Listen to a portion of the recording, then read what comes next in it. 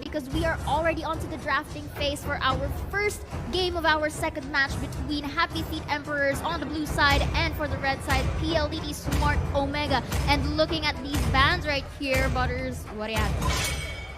Granger Your and Kaja team for is the side picking. of PSO, they don't really want to give that certain early game tempo na laging hinahanap ng HFE. So those are very good bans. Yes. For the side of HFE, they just picked out the heroes na ayaw nila i-run ng PSO. Kasi yung Kimi, alam na alam ng PSO kung paano ipatakbuhin na maayos yan. Yes. There is a time na parang talagang sa sobrang galing nila magpaka ng isang Kimi, hindi na nakasagot yung kalaban nila. I forgot yung kanilang, Your team yung is kanilang picking. game. Pero for the link kasi masyado talagang malakas yung hero. Totoo. And of course, it takes one to know one. That's why that respect ban is really expected for the side of Pldt Smart Omega. Pero syempre, ang first pick ng ating Happy Feet Emperors is going to be one of their core damagers, which is the Bruno, who surprisingly we've seen talaga yung damage output na pinapakita niya for even off-season.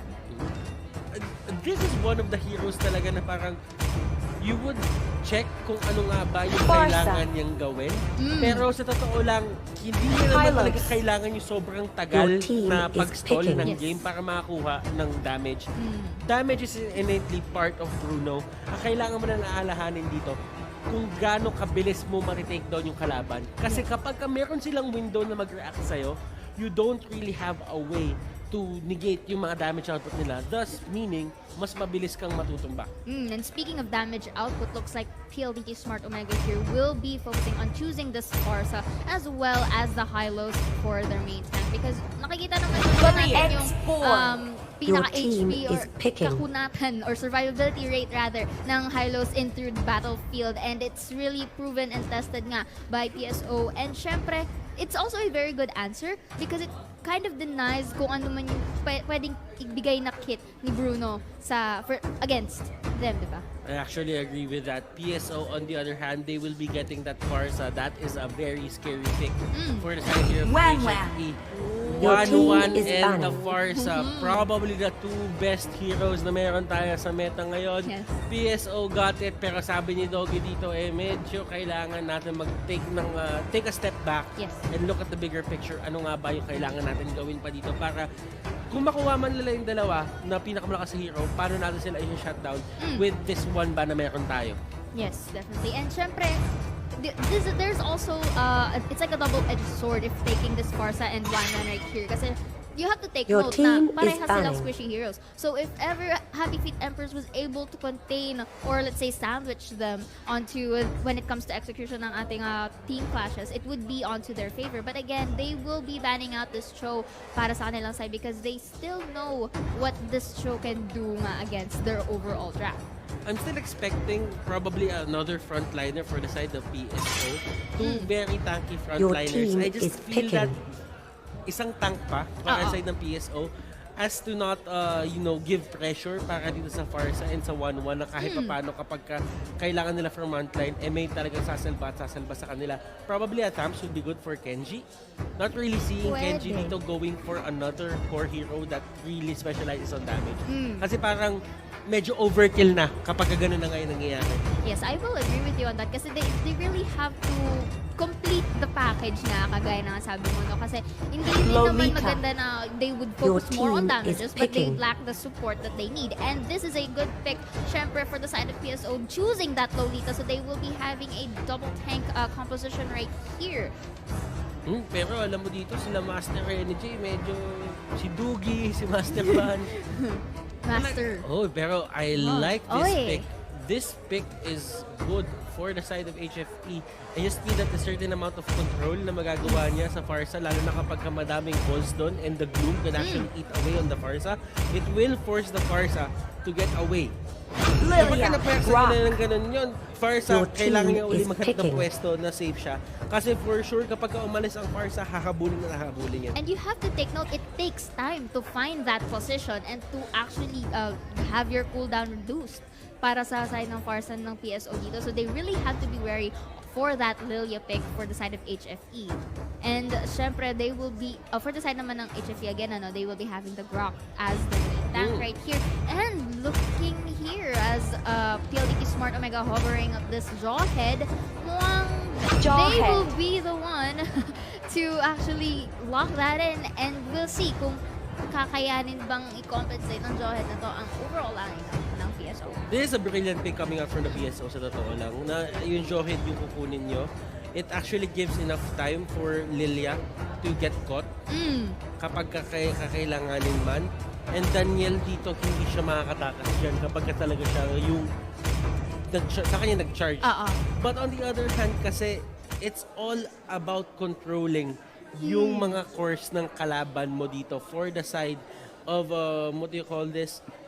HFE. You just need to take account for the Farsa, you need to take account for the 1-1. Kasi kapag sila yung unang dalawang natanggal, laging mapo-force to go back dito yung PSO. Pero, sa sinasabi kong yun, hindi ganun kadali yun for HFE.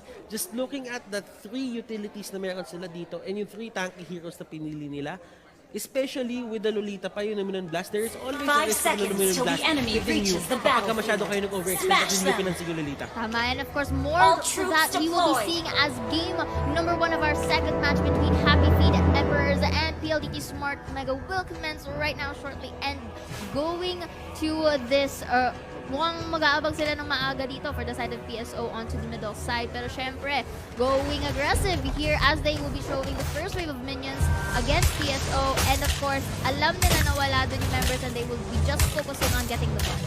Cave and the others dito, Haji, they're just trying to get their own buff. Pero sabi nila Daniel, we still want your buff. Kami ang kukuha niyan. Burn dito, they're just really trying to go for control. And Doggy dito, siya ang makakuha ng first blood. But Kenji on the other hand, with the flicker being forced out.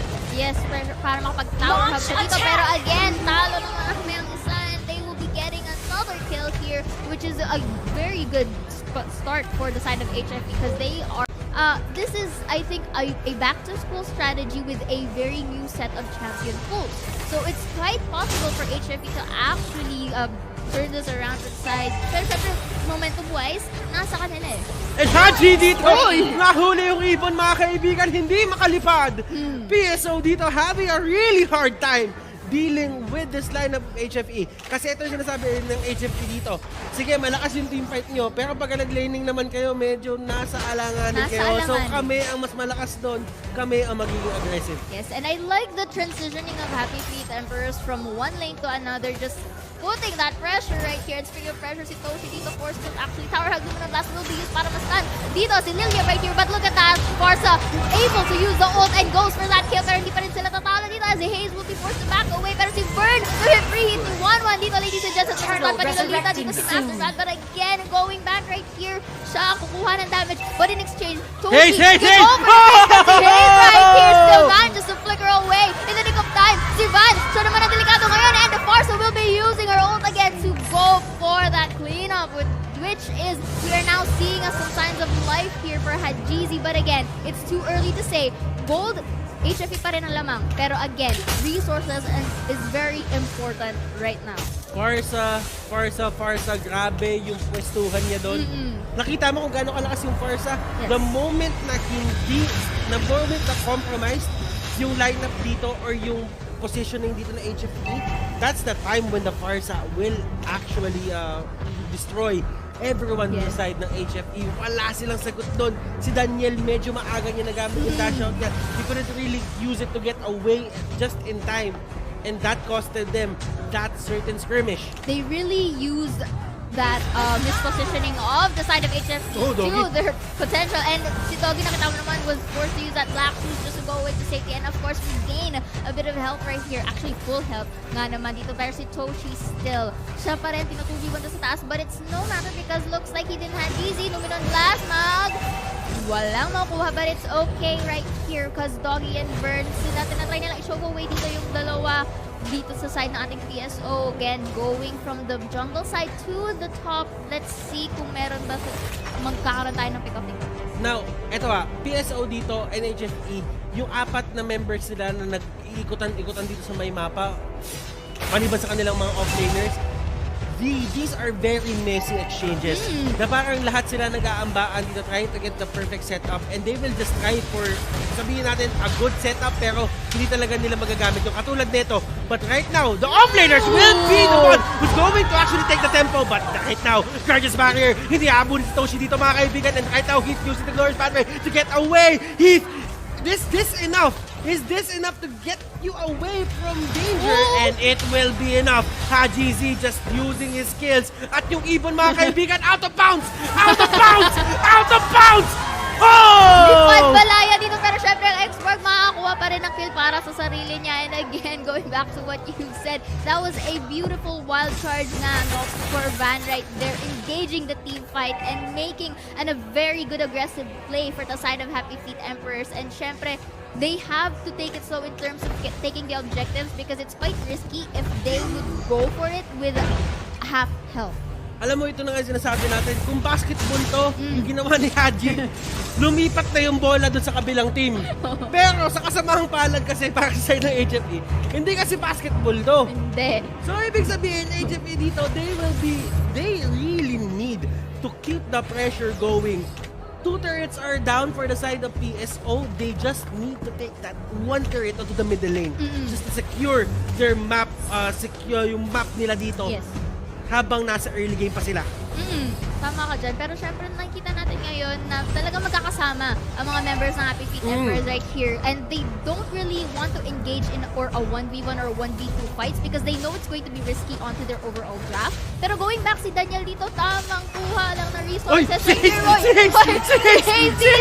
Nasta dito with denying that moving on last right here. But again, Droid will be shutting down that Lilia as they corner out one of the core damages of Happy Feet Emperors. And syempre, they will be forced to disengage because they cannot afford another loss. But speaking of another loss, RJ will be using his own right here para syempre Heat. Tactic kanyang kunat para Daniel! Oh! Daniel from the backlines will be trying to get the Heat and Hajizi right here pero buti na lang. Oh! Daniel! No pressure kanina doon. Of course, that was predicted by the Bruno right here. At syempre si Daniel will be forced to back away. Heat dito na trying to get the jump as much as possible. It's going to be a very messy fight right here, Butter. Grabe yung ginagawa ni Daniel dito. Ang dami niyang crossover na ginawa. Si Ronaldinho, si Messi, lahat na ng football player na magagaling sumapi sa kanya dito mga kaibigan. But still, it is what it is. HFE dito, they really did their homework. Yes. Ang dami nila pinapakita kakaiba dito. Daniel with that very aggressive play. Wala akong masabi doon. Yes, and it was a very predicted outcome talaga for Daniel right here. Alam niya kung kailan talaga magbabako yung Forza and really chose to use that to his advantage and it's demonstrated very well right here for the side of HFE. Grabe. Yun yung mga oras na kala mo okay ka na tapos biglang sinipa ka pa uli. Oo. So parang ikaw na yung mismo naghahabol ha. Ikaw na yung mismo naghahabol. Pero may mga times talaga na kapag kayo kalaban mo, alam niya na yung setup ng kanyang damage output, alam niya yung capabilities niya, talagang mapasok doon at talagang kukunin niya yung kill. It was a very good calculation in terms of talagang in Bruno's play right here. Pero going back, Kenji and Rene J dito mag-1v1 dito sa ating baba. Let's see, ma-charge will be used right here. And of course, the Everport makakukuha na tapos members dito. Hylos will be getting out of the ring. A punishment for syempre more members of HFE to the rescue ring dito. Si Hajizi again going back to safety. Going back, Valir will be taking a kill of his own, but this is not going to be enough though for the side of PSO. Pero tignan mo naman sa top side, Butters, they will be trying to get that split push right here. Pero syempre, to what cost Hajizi with? Lubricant still manages to go away, pero Bruno with that turn. Ito na naman tayo sa mga ganitong setup mga kaibigan sa may taas. Tumutulak mga kaibigan si 1-1 at si Lolita. And this is one of the things. And that is going to be the arrival. That is one of the things. Kailangan nila kami dito! W! Talagay sa settings! W yung ops! Okay lang yan! Okay lang yan! Okay lang yan! Tamang init! Tamang init! Tamang init! Tamang init! Sa sobrang galing ng bawat team dito, kahit yung ops, naligaw! Na-confuse din ang ating ops. Na-suspense at hindi natin nakita kung ano ang nangyari kanina pero okay lang yan. Going back here, the top turret of Happy Feet Emperors is exposed. It was a very good split push for the side of PSO but again, up to what cost? Butters, because again, looking at the gold cap right here, nakakalamang pa rin ang Happy Feet Emperors, but we will see. The Lord is already spawned, resources are being taken to and fro. So tingnan natin kung anong klaseng teamfight nga ba mangyayari. Alam mo, Zaya, kanina ganito din yung laban ng BRE tsaka ng CUW. Oo. Yung gold difference didn't really matter kasi may mga times na talagang dahil lang sa isang push o dalawang push o dahil sa isang mistake, talagang natatapos yung buong laro. Yes. So, I wouldn't really say that HFE has a hold of this game na dahil sila yung lamang ngayon in terms of kills, in terms of gold. Pero you have to take into consideration na split push na sila ng PSO dito with the Lolita and the 1-1. Magbigay pa sila ng isang ganung opening, open na yung base dito ng kalaban. Yes, and of course that which will take into account na for the side of Happy Feet Emperors, talagang iwasan na nila mangyari yun. And of course, kakakita lang natin kanina, no, Van forces to use his wild charge para hindi na siya ma-set up doon sa ating 4-man lineup ng Pldt Smart Omega onto that jungle side. Pero syempre, eyes on the prize. Both teams are eyeing out on the Lord side. Pero the Doggy right here forced again to use the Black Shoes para magkaroon siya na help. Pero si Hiki Kamutan na kailangan will be used with the glorious pathway here. Ladies and gents, 1-1 for that free hit. And the Lolita though going for that slam with a kill of his own. Pero si Vern may ipit dito. But again, had GZ with a good position to shove him away. And ladies and gents, numbers didn't matter for the side of Pldt Smart Omega as they take this Lord. And hindi pa sila magpapatumpik, will be taking at the middle turret anytime soon on their own. PSO, they are taking down the Lord. HFE, may answer ba kayo? Merong last insanity dito. Si Master Energy, he can go for the steal. And Burn dito will be the next target. Dito will get that shut down. Killing SP para sa kanya. The Lord is gonna go down at the hands of PSO. My goodness.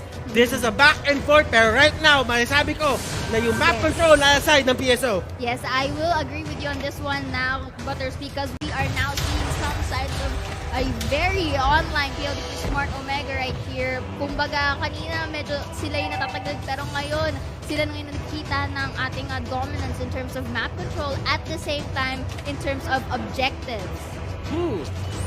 HFE, ano nga ba yung naging deciding factor nila dito para matanggal nila or mawala sa kanila yung kalamangan dito sa game na to? I would say it was na-deny nila yung wild charge ni Van kanina. Kasi without that wild charge, kung nakita mo nga in the very first minutes of the game, maganda yung pagkaka-execute niya ng wild charge niya. But them denying and letting him force to use that to disengage and to go to safety, it only gave them that time of opportunity para makuha nga ang kinakailangan nilang i-focus for against HFE. Pero eto na nga yung Lord, yung nagmamark siya na and medyo napayutin din na yung Lord. Pero hindi naman nagmamatter yan. He is trying to take down the members here for the side of HFE. Doggy dito nagamit na kanyang black shoes. Pero doon sa may pinakalikod, Van will go down. The Crocs dito at the second life. Wild charge to get away. Pero he will survive. And Genji and the others, they forced a lot of resources there for the side of HFE. Yes, and I think the best way for the side of PSO to do is to take time. But speaking of taking time, Farsa here with a good position to get that Lilia right there. Kahit sa sarili na nilang base with the help of her range nga naman, no? And going back, PSO just needs to take their time. They can't really rush this up because gaya nga sabi mo, resources were taken away and also skills. So this is actually a taking time for the side of PSO. And again, Farsa going back, look at that damage na ini-inflict ng Farsa doon kay Vern right here. Glorious pathway gagamitin dito para ma-start. Renegade! Si Renegade! Gagamitin ka dito. Rival na!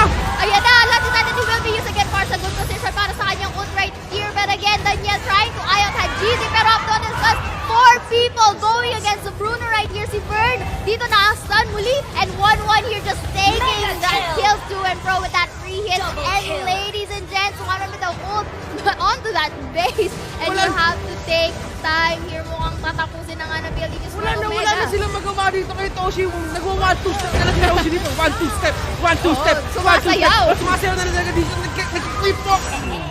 Kung naging bata ka, alam mo yung creep walk. At yun yung ginagawa ni Toshi dito. And PSO will take game number 1. Ibang klaseng